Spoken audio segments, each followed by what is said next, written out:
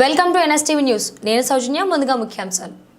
కుప్పం మండలం ఉర్ల ఓపనపల్లి గ్రామ పంచాయతీ పరిధిలోని వేట వెంకటేశ్వర స్వామి ఆలయ ప్రాంగణంలో తిరుమల తిరుపతి దేవస్థానం ఆధ్వర్యంలో ఘనంగా శ్రీవారి కళ్యాణోత్సవాన్ని నిర్వహించారు.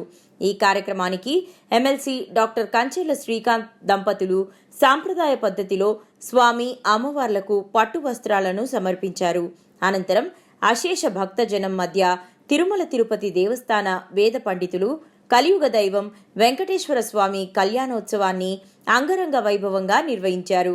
ఈ సందర్భంగా బేటరాయి స్వామి ఆలయ నిర్వాహకులు, పూజారుల బృందం భక్తాదుల సౌకర్యార్థం అన్నదాన కార్యక్రమాన్ని ఏర్పాటు చేశారు.